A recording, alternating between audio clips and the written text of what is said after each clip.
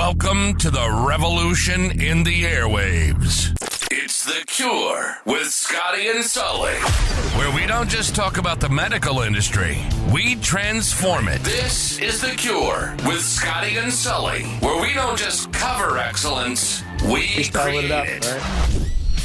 Hey, welcome to The Cure with Scotty and Sully. We got another fun episode, Scotty. I get to see your... This is the second time this day I've got to see your pretty face. You've got the new ring lights, so you're it's lovely. Yeah, it's got great. You're not as flush as you were. You could see it. Can you see it in my glasses? I could. I could. So this is a highly produced program, and of course, so sophisticated. It's so sophisticated. But listen, hey, if you're in sales, you're in leadership, you're in marketing, you work for a medical distributor, medical device company, doesn't matter. Come here because we get what we think are some of the world's greatest authors, speakers, subject matter experts, key opinion leaders, and we got one today, my man Scotty. So Jennifer, thanks for joining us. Thank you for having me. Jennifer Fitzpatrick, she's a certified speaking professional. We're both part of that National Speakers Association, Jennifer and I. She's a speaker, a consultant, and author, and she's founder of Generations Health Education. She's a former gerontology instructor at Johns Hopkins University, certificate on aging program, which is only slightly better, Scotty, than Liberty University, which I understand is trouble this week. Did they get in some trouble this week? I didn't see it. I was up there. Well, let's just say that your alma mater is down $14 million by a federal fine, but we'll get to that later. But Jennifer, it wasn't the pool boy that sued him. No, well, it could have been. It could have been. But Jennifer's been featured on ABC, CBS, SiriusXM, Forbes. She's really, really smart. But the two programs and books that stand out: Reimagining Customer Service in Healthcare. I love the topic, and Cruising Through Caregiving, Reducing the Stress of Caring for Your Loved One. So this may apply to you.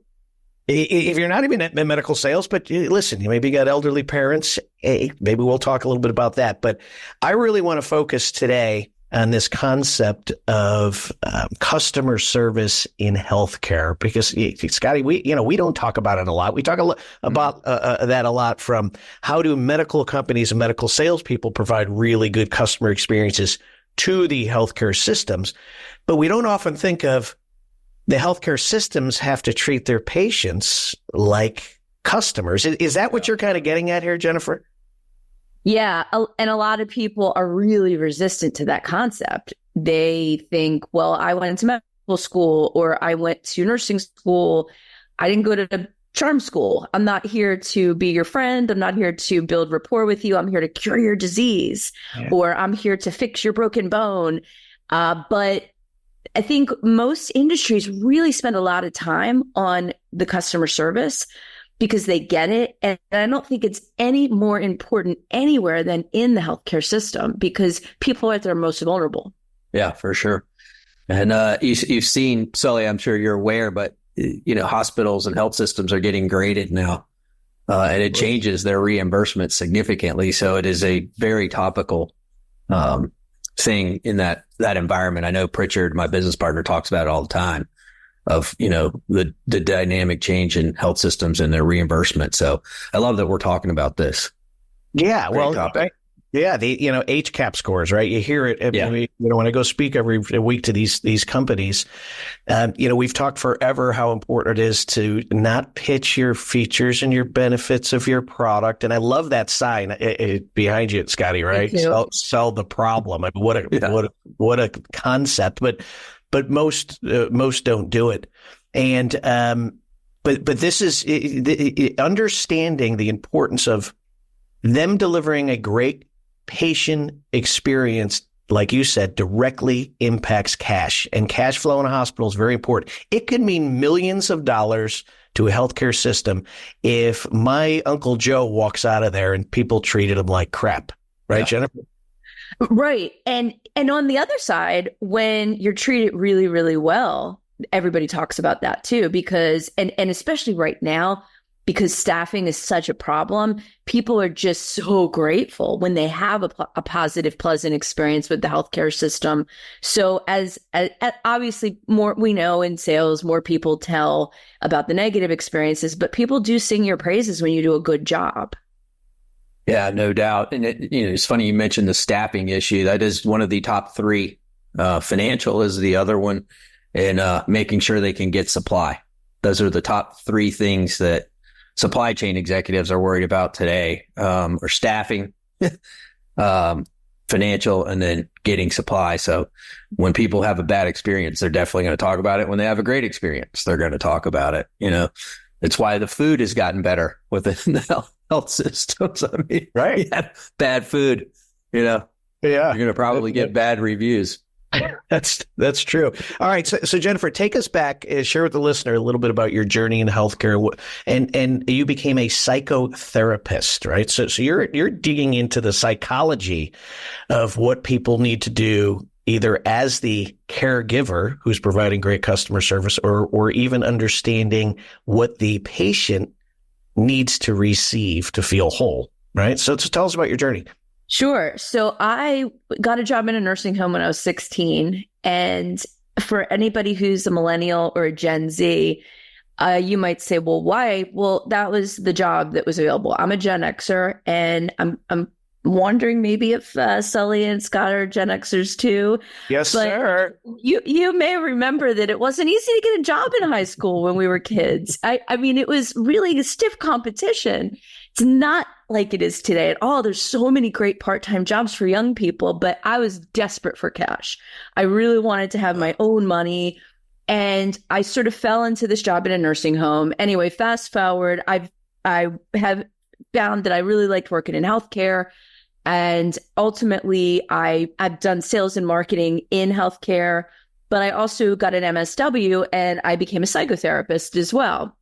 So I've had sort of I've done leadership roles. I've done psychotherapy. I've taught college. I've had a really fun, really cool, diverse career but primarily exclusively in healthcare and mental health.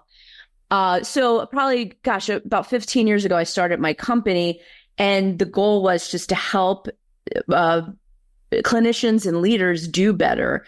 And whether that's sharpening their clinical skills, but also this patient experience aspect.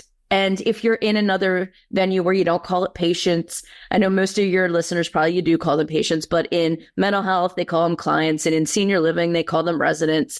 Whatever you call them, they are your customers. And I think that a lot of people, my experience over the years has been that so many of us are falling short of just being human to people who are in vulnerable situations. Right. When they are sick, or their mental health isn't good, or maybe they're taking care of an aging parent. So that's a little bit about how I got to be with you today. What's your analysis on Sully just switching his camera view? You know what's funny? He's going I can't see it. Oh, you can't. Oh, I can now.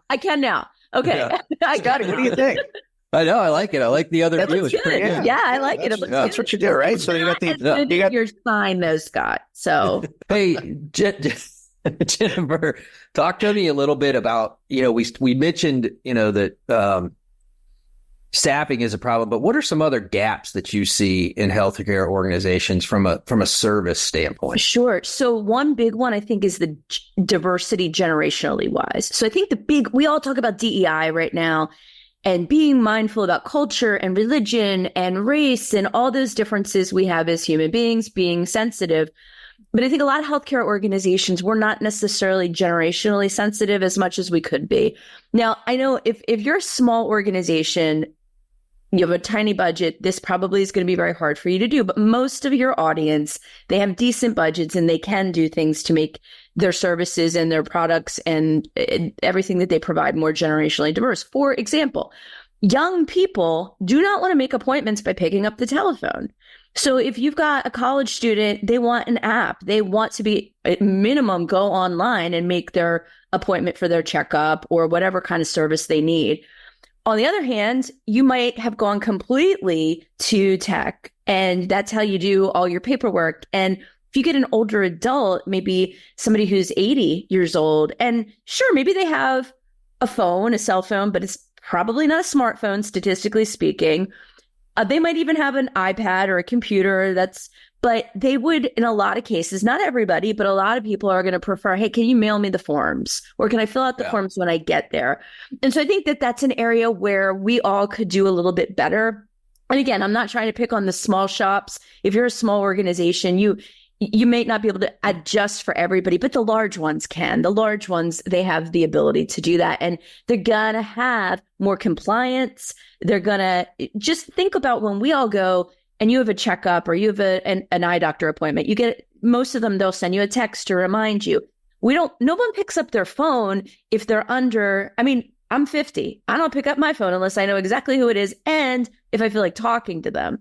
So the younger generation certainly are not picking up the phone for somebody to confirm their appointment. Right. Yeah, that's a very interesting point. When you initially said that comment, that's not the direction I was going. I thought you were talking about from a hiring standpoint. We can talk about that too. Different generations of people in there.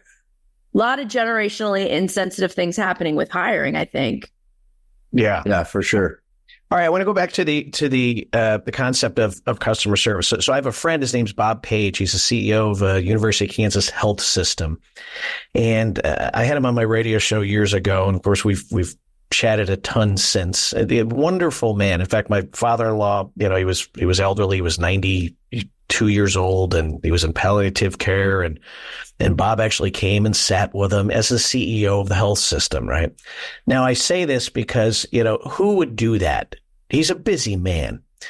And I go back to one of the early conversations I had with him on my program. And he said, I came into the University of Kansas in the, early 80s. He'd been there a long time. It might have been mid 80s, something like that. And he said, everybody treated their job like they worked at the U.S. Postal Office or the Department of Motor Vehicle. He said, so I implemented for every employee had to go through customer service training. We were going to turn this into a great experience. And this was before he had any financial incentive to do so. He wanted to do it because it was the right thing to do. And he said, I imagined my own father who died of a colon cancer and the experience he went through, and it wasn't amazing. And he said, I'm an accountant. I never planned on this being my job. He said, but when I got the gift of being able to impact people's experience when they really, really need a good experience, he said, I was going to do it right. Not everyone thinks that way, right, Jennifer? You've been through a ton of health systems and senior living, and some do it right and some do it wrong. Share with us some of the very specific things or habits that the good ones do or are aware of that the lame ones don't. Well, the ones that come to my mind first is, sadly, I have had two close friends, children have leukemia. And Children's Hospital of Philadelphia and Children's Hospital of Boston are spectacular. They do amazing. They're very patient-centered as far as they have activities for the kids. They communicate constantly with the parents. They work with outside people like my friends that were just at Children's Hospital of Philadelphia. They have a Wawa cart. If you're from Philly, you know what that means. Yeah, Wawa's Wawa. Do you guys know Wawa? Yeah. The Wawa is a big deal in Philly, and I grew up in Philly. So, but they have celebrities come and visit, and so while this is the worst moment in a parent's life, and it's no fun for the kids either, they are being taken care of as whole people, as human beings. They're looking at the mental health. They're looking at the social component. They're looking at the communication. And all of that is what makes this, oh gosh, this is the worst thing ever. This is a horrible day. This is a horrible experience, turning into, gosh, but thank God for these people. Thank God for this organization who made it bearable. Yeah. So you're telling me when Jason Kelsey walks into the Children's Mercy Hospital, question is, does he keep his shirt on or off? I've never heard of him being there. I can't verify that, but I know that there are a lot of sports figures and celebrities that do make a point, which is lovely. And some of them, they don't publicize it, that you only hear about it from the parents, which is very nice. Yeah. Jennifer, go ahead, Sully. Go ahead. No, please. I was going to say, kind of in the same vein of what Sully's talking about, can you share maybe a story or two where you've helped transform a system or a healthcare provider from a customer service standpoint? This is such a small thing, but I think you're going to get, there's an organization that I work with that the organizations have gates where you have to check in because it's a huge campus. And I'm not going to name the name of the organization, but I noticed that whenever I would go to visit and help them with what was going on, the person at the gate in almost every instance in every city would just not really be particularly friendly. And so just simply talking about like, this literally is the first person that somebody sees. They're coming into your healthcare system. They don't want to be there. Most people don't want to engage with the healthcare system. They prefer to be home. They prefer to be at a concert or a restaurant. They don't want to be at your healthcare system. And so we integrated it wasn't that it had to be the nurses and the nursing staff or anything like that. It was like the people at the gate. How can they make that person's day a little bit better when they're going somewhere that they don't want to go? And it sounds so trite, but of course, every customer service expert talks about the boring. I call it the boring advice nobody wants to hear. The boring advice nobody wants to hear is saying hello, smiling, asking if you need any help, making eye contact. We've all heard it a zillion times, but are people actually doing it? And the answer is most of the time they are not. Yeah. It's interesting you say that. To talk about a different venue of that. 4 or 5 years ago, I went on a golf trip out to Bandon Dunes.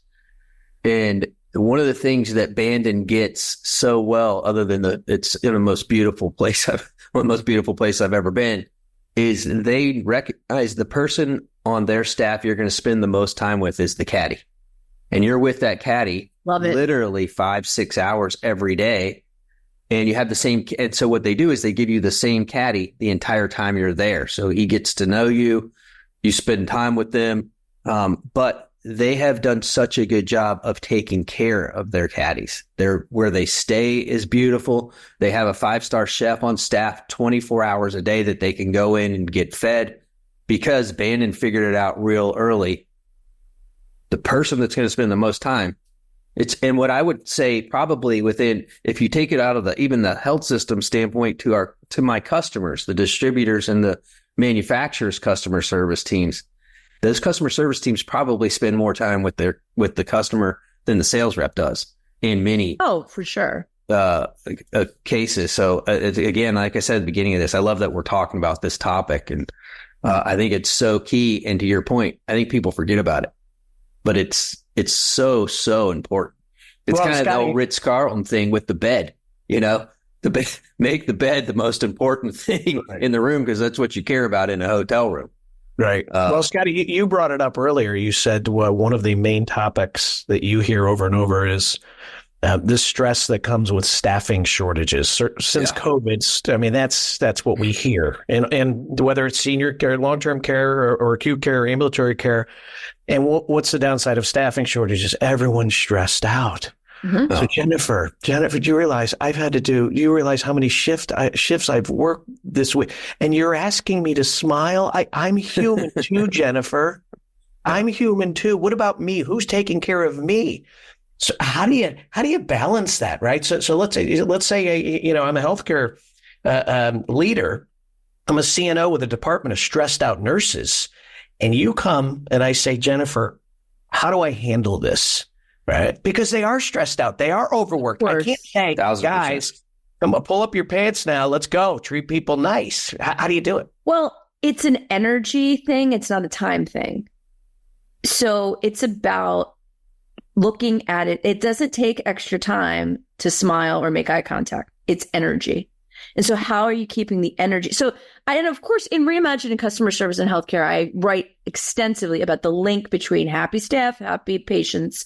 But what are you doing to keep the energy up? So just as an example, during COVID, one organization that I worked with had a pantry for their staff with something that was very coveted during COVID. Can you all guess what it was? Toilet paper? Yes, toilet paper. Whoa. So, yeah, you at your shift. I was going to say Chardonnay. Yeah.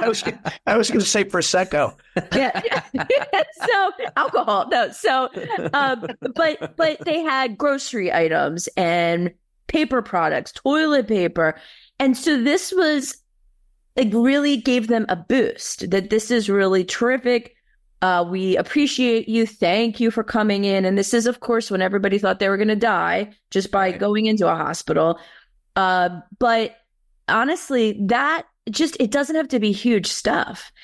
And so one of the things that I see a lot, Sully and Scott, is that people aren't even trying because they're just like, we have an excuse. We're short-staffed. Yeah. They're not even going to try it. They're like, we just have to focus on recruitment and retention. But when it's a nice place to work and you feel, and again, it doesn't have to be expensive. When it's a nice place to work, you are actually attracting people that want to work in your organization. And so just small things. And I'm going to just throw out, like, I run a small company, but I have a team of about 10 people, and I give them a little bonus every holiday. I'm a very small business. I mean, that's something that's little. I try to really hard to say thank you, just leaders saying thank you.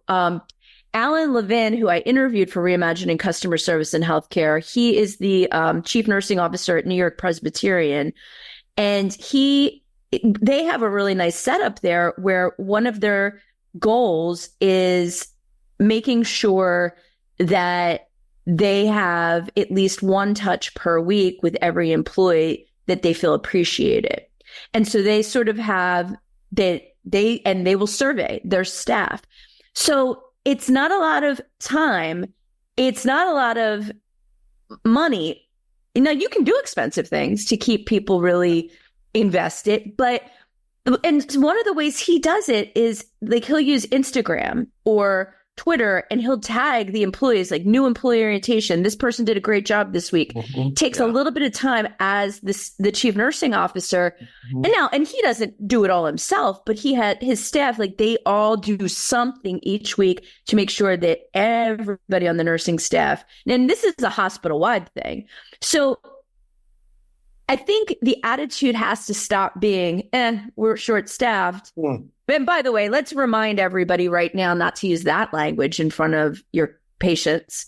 That just incites terror when you're short-staffed. We'll get to your mother as soon as possible. We plan to see you in an hour. When you use the word short-staffed or the term short-staffed, people, all they can imagine is that the care is going to be awful and that their loved one is in danger. Yeah. And what does that lead to? Horrible HCAP scores and really bad Google reviews. And if you've got a choice between where you're taking mama, that matters, right? I mean, there's a financial reward or you're going to get dissed on it. And these leaders really have to understand. There's a good Gen Xer line. You're going to get dissed. You're going to get dissed. You know what I'm saying? Hang on. Don't make me switch cameras on you. So, Scotty. I just got dissed. Let's provide a translator for the terms. You know what? You're not as generation. Listen, this is what I'm doing. You talked about the importance of communicating with different generations, Jennifer. Okay. There's some, like, really hip people listening to our program. I'm right? sure. No, but Jennifer, I love the simple thing of thank you notes, right? Verbally saying thank you, a handwritten thank you note, the birthday card, something very simple, which I think all of this sort of goes under the boring advice nobody wants to hear part. I love that, right? I wrote that down.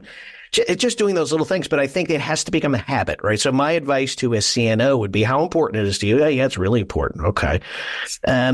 When should you do it? What's the frequency of doing it? and time block it. Put it in your calendar. It's Friday morning. It's the time during the week where you write your handwritten thank you notes, or on your Google calendar, it pops up. These are 15 employees who need to be thanked, which, by the way, this applies to medical companies too, right? There's leaders of medical companies who maybe haven't written the handwritten thank you note or the birthday note to even their own employees, because really a hospital is just a big company. There's no difference. There's good, right? There's great companies, there's great hospital systems. And so the principles apply, but it takes energy. I love that. It's energy. It's not, it really doesn't have to be. So I also want to make sure that, because I know that there's some younger folks probably like, I don't care about a note, but have pizza once a month or something like that. There's so many different ways. And as a former psychotherapist, you got to think about, what are your employees' love languages, right? Like, what is going to mean something to them? Some people are going to be like, I don't care about a thank you note. Or that they would appreciate you're going to be flexible with them when they have to go to their kids' recital and they can make up their hours another time. I think what we see, one of the big problems that we see in healthcare, well, in every industry, but really a lot in healthcare right now, is our younger generations desperately want flexibility. They want quality of life. They are not, when we probably all got into the field of full-time employment, we had bosses that were expecting 60, 70-hour weeks. I gladly did it. I was like, this is the way it is. I want to be successful. The Gen Zs especially, they're rejecting this. They want balance. And so I get arguments from healthcare organizations and leaders all the time. Well, we can't be flexible. Well, sure you can. Like, you have nurses that work 3/12s. That's flexibility. Or maybe you have a nursing assistant that needs to take off 2 hours in the middle of the day because she needs to run her mom to the doctor or whatever. And the thing is, yes, does a surgeon need to be there for surgery? Yes, of course. But there are tons of jobs, marketing, human resources, people that work in billing, can they work some of it at home? And I think that there's just, and I think a lot of it is generational, because especially Gen Xers and boomers tend to, and we still have traditionalists in the workplace, people older than boomers. So our presidential candidates are both in that generation. so we still have people. Yeah, they're both casket leaders. Models. We still have healthcare leaders that are traditionalist age. But you think about, they are really resistant to flexibility. They're not all of them, but as a rule, they're less likely to say, sure, let's flex your hours. Let's work within, because they have this idea that people need to pay their dues. And I think there's a mental block. Like, things have changed in the workplace so much. And if you don't embrace what younger employees want, you're just not going to get them. There's no flexibility in Biden. Have you seen him walk? There's no way he's going to be flexible. I'm not saying anything about any of the candidates. I'm saying, just stay out. Let's go back to the book real quick, Jennifer. You talk about reimagining customer service and healthcare. Can you give the audience maybe a couple of takeaways from that? I'd love to. I know some of them are probably going to want to get it once they've heard about it, but give them a couple this high level bullet points. I have a whole chapter on why certain patients are difficult all the time. And for device reps, that will be invaluable to you for when certain doctors or healthcare leaders are difficult all the time. I talk about all the reasons why, but in particular, I talk about personality disorders like narcissistic traits, histrionic traits, dependent traits. This is something in psychology that psychotherapists talk about it all the time. But in the business world, I think if people understand the traits that make someone particularly challenging to work with, you can adjust your approach and you will have less problems with them. So that, I think, that's one of my favorite chapters, because it really helps, like, to how do you de-escalate and how do you prevent a problem with somebody maybe that's always looking. Listen, most people want to be satisfied. They want you to do a good job. They want to thank you for it. They want to write a great review. But there is a percentage of the population that even if you do the best possible job, that they're still going to be hard to work with. So that would be one tip, is that realize that those difficult people that are always difficult, there are ways that you can work with them to make your life easier and make it less time consuming and less draining. But the other big thing is really just remembering that so I had a friend who had open heart surgery a couple of years ago, and he and his wife were there at the hospital, and the doctor came in and said, "How you all doing? Want to just keep you calm, because I want you to remember that as much as this is a really huge day for me, for you, this is a huge day for you. This is a day in the office for me." And another Thursday. And he said it with empathy and empathy and compassion, and saying, this is another day in the office for me, even though this is a really scary, stressful day for you. I know things are going to go well. I have every confidence you're going to wake up and you're going to feel better in a week or whatever. But he came in and acknowledged that it was scary, but I've got your back. Yeah. And when somebody goes into a big procedure, that's the mindset you want them in, because when somebody has good patient bedside manner, it's not just you get better reviews. It's not just that you're going to get more business. It's not just that your HCAP scores will be higher. Your clinical outcomes, all the research is your clinical outcomes are better. That guy that goes into surgery thinking, gosh, my doc really cares, and he just said, you're in good hands.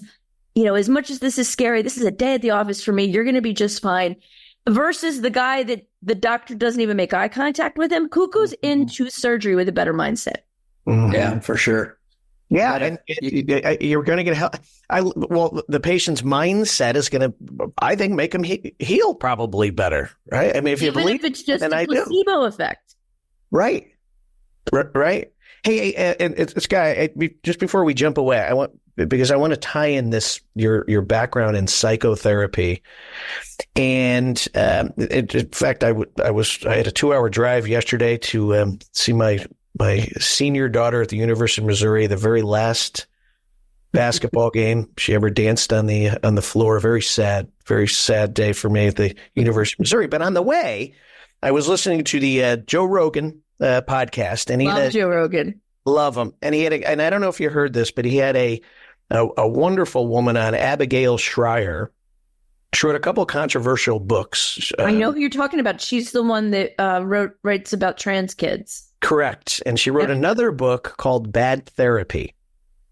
And, the premise is, and we won't get into a whole lot of details on this, but she talks about, and what made me think of this is we think of Gen Z and why they need flexibility. They think different. Mm-hmm. They were raised different. Mm-hmm. They too might have required therapy. Mm-hmm. It's right. The therapy, the amount of kids in therapy now is off the charts. Certainly, the number of adults on therapies is off the charts. And what made me really curious is her take on this dependence on therapy. And while certain people need therapy, there's a dependence to it. And as I'm thinking about this, I'm saying, why are people so focused on themselves? Might be a weird thing here. Okay. And it might be totally off topic, but you're a psychotherapist and I want to take advantage of you right here. Right. That here is my issue. I want to go talk about my issue. And what she was saying is, so often talking about your problems lead to, the embedding of this problem. Yeah. And then there's new problems that come as a result of this. And she says what heals this, at least the studies say, is a foundation of good parenting with rules, et cetera. Right? And you're saying, well, what does this have to do with Gen Z in the hospitals? I think certainly we have to treat people differently. Gen Z may be different than Gen X or certainly boomers. But based on what I was learning there, I don't think we need to be coddling a lot of people. Oh, no. Right?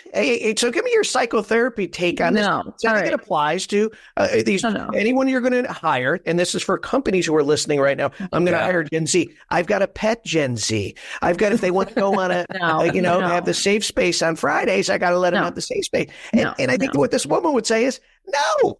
You're fostering this lame attitude. Am I a freak here? Yeah, you're bringing up such a wonderful point. I don't think I could be a psychotherapist right now.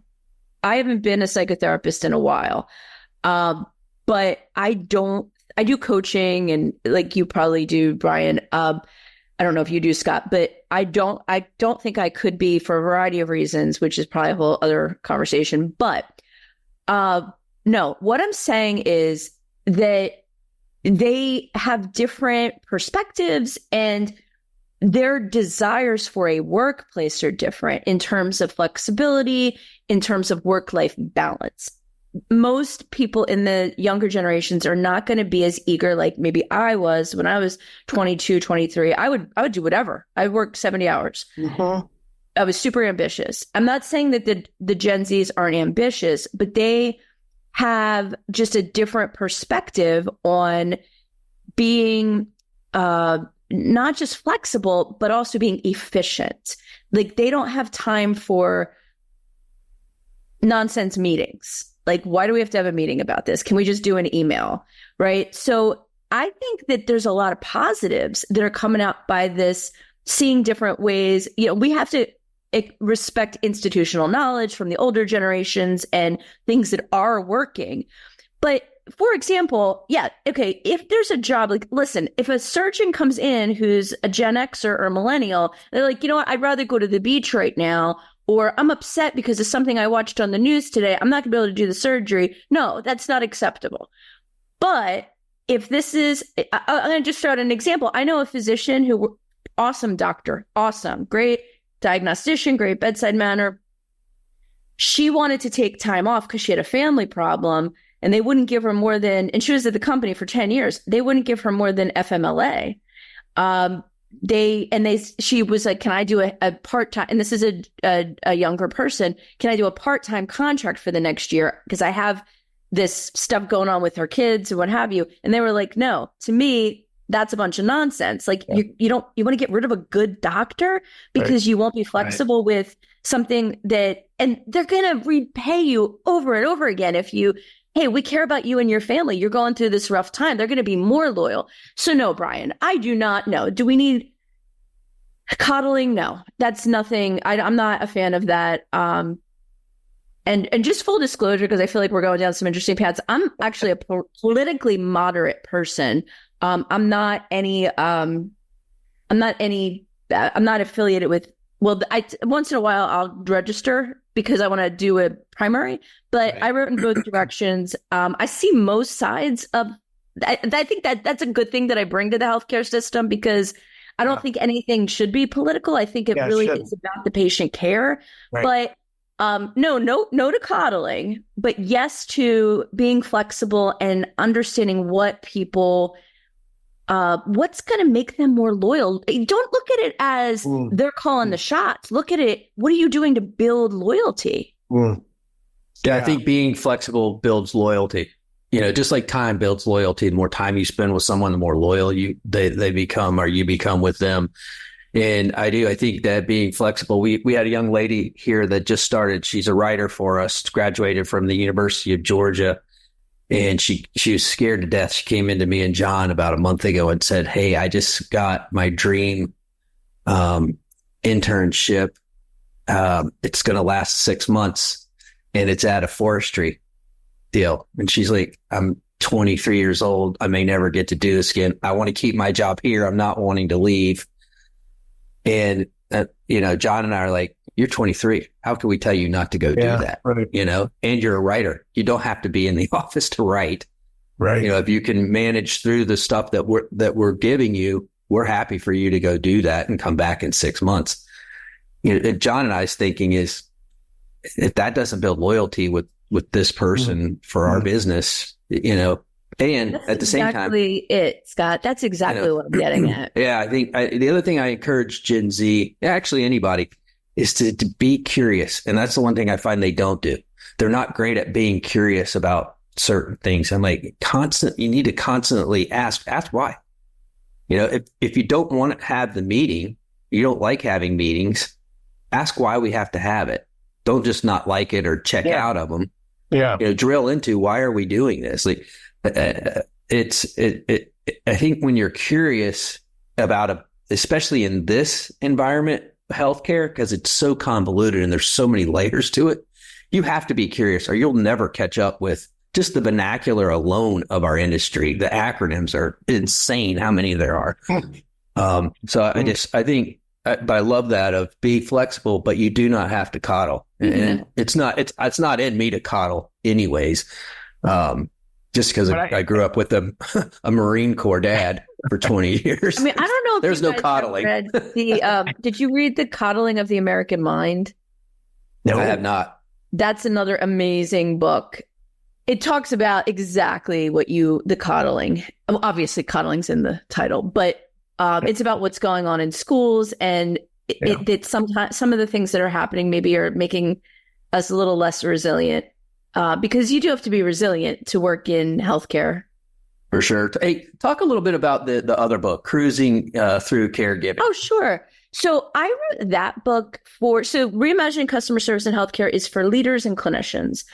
Cruising Through Caregiving is really for family caregivers, anybody that's taking care of somebody that they love, who wants to reduce their stress and give better care to their loved one. So it really is, I'm very much about that. Most family caregivers, if you have, I don't care who it is, I don't care if it's your spouse that's ill, I don't care if it's your parent, I don't care if it's even your child. Most family caregivers need to be a little bit more selfish, because the more that they let themselves have the basics like sleep and they exercise and they get a little socialization of their own, they are going to be better equipped to help. I think a big mistake that family caregivers tend to make is that they don't accept enough help. I think I see this. I have several friends and family right now going through something, and I'm somebody that will bother you until you tell me how I can help. And I'll say, well, can I bring food? Can I send a gift card? This is my field. This is what I do. Can I just visit for 15 minutes? Can I, whatever it is, can I ship, would you like an edible arrangement? Because I also don't want to do things that people aren't going to like. For example, I have friends that are going through a caregiving situation. They're vegetarians and people are sending them Omaha steaks. And because people don't know what they need. People don't know. And so don't look a gift horse in the mouth. Yeah. But maybe it's time to change and not be a vegetarian anymore. But damn millennials. I think so. What the book's all about is empowering the family caregiver to be like, yeah, here's what I like. I'm going to just give you another example. I have a friend whose spouse is sick, and what can I do? I asked and asked and asked, and finally they're like, you know what? She would probably love to get a pedicure. I sent a gift card for a pedicure. They live in another state. Awesome. He told me the spa where she would like. It doesn't have to be money either. It could be just that maybe they need research on where a home care agency, what good home care agencies are in your area. You can do that online for that person. How to fill out that Medicaid application. Yeah, well, if you want to talk about that for a quick moment, if you have any assets to speak of at all, do not do that on your own. Talk to an elder law attorney, CELA, elder law attorney. Don't ever, Brian, you've obviously been through this. Mm-hmm. Yes, it's great advice. I mean, you have no clue when you're going through it. You really don't. You don't know where. Oh, and they'll keep kicking it back to you. Yeah. You got that's great advice, Jennifer. Find someone to help you with this, and even things like they're going to have you set up trusts years in advance to protect the funds. And so, talking about asking for help, that's one place you need to ask for help. What I don't know what y'all are talking about. What is this? So well, go ahead, Jennifer. You take it. Oh, so Brian was saying something like, "Oh, help you fill out a Medicaid application," and incredibly complicated. In fact, the Supreme Court has, there's some kind of quote out there, like the Supreme Court, it's in Cruising Through Caregiving. I quote this. It's like an assault on the English language, Medicaid law, because it's so complicated and so confusing and people don't understand it. And so if there's any assets to speak of, so if you have a loved one that you think is going to need a nursing home, and let's say like there's two people that, I don't want to go too deep into it. Let's say there's a married couple and one needs a nursing home, and you have you own a home. Dad needs a nursing home. Mom's going to stay at home in the community at her house. Talk to an elder law attorney. They will help you protect that home so that doesn't, I don't want to get too into it, but the person you want is a CELA. Yeah. Yeah. So Scotty, essentially they're going to dwindle all your money down from the nursing home because they have to pay for care. I mean, they have to be paid. And eventually you have nothing, right? But, for instance, in the case with my father, he spent most of his money on trips to Bangkok / Tito's vodka, and there wasn't much left. But I got him in the nursing home, a couple of years. So you pay now. Anyway, it's complex deal. And if you've got elderly parents, go ahead and check that out. But your book will help people better understand what they're supposed to do, Jennifer? Oh, absolutely. So Cruising Through Caregiving, every single chapter is a different way to reduce your stress as a family caregiver. I love that. Yeah. And what I love about that is I think in my case, you just feel aimless. You don't know what direction to go. And aimlessness causes anxiety. And your book, if you're giving that template, do this, I think immediately reading it is going to reduce stress and anxiety for folks. And if you want just the sample chapter and the worksheets that are totally free, just go to cruisingthroughcaregiving.com and you can print them off. And as long as you can share them with your family, you don't have to worry about copyright or anything. You can print them, make copies, whatever. But it's all these worksheets that'll help you to reduce stress. So that is completely free, cruisingthroughcaregiving.com. That's awesome. Sully, what do you got next, buddy? Yeah, well, let's listen. So as we wrap up here, Jennifer, maybe share any upcoming projects or maybe some speaking engagements that you're really fired up about, right? Sure. Tell us about Showtime. Yeah, I mean, I'm going to just real quick, I'm going to be actually doing my Cruising Through Caregiving signature speech in Chico, California on April 16th. That's completely free. It's sponsored by Chico State University. I'll be at Rhode Island Assisted Living Association in Warwick, Rhode Island on May 3rd, talking about my topic, Think Like a Shrink. And it's about using psychotherapy principles to retain staff and reduce turnover and provide good customer service. Oh, stop. Just give us one tip from that. One tip you're going to be giving the folks in that. Just one tip about Think Like a Shrink. Setting boundaries it kind of goes to what Brian was saying about coddling. Like, yes, here's what you want in a staff person and here's what you need, but you have to have your line, your boundaries. Like good psychotherapists, they have boundaries. They set up boundaries in their work with other people. So they have objectivity. So what are your boundaries going to be? And it might be that you're not going to be friends with your employees. I'm not saying that that's the right thing for every employer, but everybody has to have some kind of boundary, whether it's with hiring or recruitment or customer service. I've set up boundaries with Brian. I mean, he stayed at the house a few times. It's just... He seems like the kind that would push it. You know what the boundary was? It was the pillows between us and his king bed. Those aren't pillows. Oh dear. Sorry. Jennifer, we just set your speaking business back 20 years. Oh my goodness. No, it's all right. It's all right. All right. Well, listen, I want to do a brief recap, the things that I took away that really hit me. You said energy. It's an energy thing, not a time thing, as it relates to providing these customer experiences. So for you healthcare or medical sales people, that thing applies to us as well. It's 3:00 in the afternoon and you walk into a hospital, you too better bring the energy. Right. I mean, that's I love the CNO who was making one touch per week doing, thank you notes or any other thing to create happy customers so they stick around, and that ultimately leads to them treating people better. Treat your people. Herb Kelleher said this from Southwest Airlines, right? You treat your people like champions, they're going to treat the customer like champions, and that really hit me. Scotty, you said something I really love is remain curious, and that applies to everything, right? We don't know much. Right. When we're all in our 50s here and we have not arrived at, and you got to remain curious. And the note I took beyond that is also you have to be willing to take risks. Right. And you have to be willing to fail. Like you have to try new things. And I think, part of the coddling discussion that I was bringing up is my fear is that much of the and I don't mean to sound like the old curmudgeon here, but I think too many people are becoming risk averse. And maybe that's from parenting, right? But listen, I've got 3 kids and we probably helicoptered them a little bit too much ourselves, right?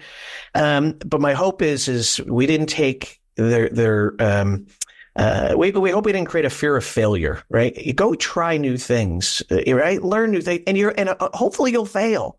Because the most successful people I've met in my life are folks who absolutely blew it at some point. And if we're trying to create this safe world for everybody, including ourselves and our children, they won't learn from anything, right? And that's that's kind of a wrap up of what I've gotten from a lot of this conversation as well. Yeah, I love it. I think a couple of things for me. One is being flexible with your employees, being flexible. I think with your own self, give yourself some flexibility for sure. And then I love what you just said there about you're not being afraid to fail.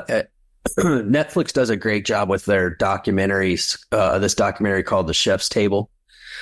And if you've ever watched it, it's almost the same template in every one. These guys go off they drop off to the bottom of their career before it absolutely takes off. And it's trial through failure. And then they end up having these 5-star Michelin star, James Beard restaurants, but they were absolutely at rock bottom at some point. And it's because they were trying things and they weren't afraid to fail. And then the last thing I love, Sully, you bring this up all the time too, is, and it ties into what Jennifer was saying about thanking your people, is block the time to do it. If you don't block the time to do it, it's going to slip through the cracks and you're going to get busy doing other stuff. And I'm talking to myself as much as to everybody else, but great conversation, Jennifer. It was so fun having you on the podcast. I really appreciate the opportunity. Hopefully we were okay.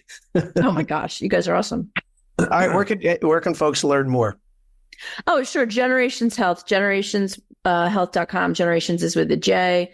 Reimagining Customer Service in Healthcare, and Cruising Through Caregiving, anywhere books are sold. And would you be open to attending medical company sales meetings and teaching customer service meetings in mind of their folks? Absolutely. Would love to be contacted. Jen, Jen at generationshealth.com. Generations with a J. I just wish you were more fun. Jennifer, a little more energy, please. More smiles out of you. I'll try to do Kidding. If you have me next time, maybe I'll be a little more. Hey, we may make you a co-host for crying out loud. Exactly. That was a great conversation. Guys, make sure when you're out there, when you get these podcasts, you can get it on Spotify. You can get it on YouTube. You can get it in Rep Connect in our app. We've started putting them in there, but make sure you go in and subscribe anywhere you get podcasts so that you know when the next episodes are coming out. And we'll be on every Friday live at 10 o'clock. All right. Hey, guys, thanks for joining us. You've been listening to The Cure with Scotty and Sully. See you next week. Peace out.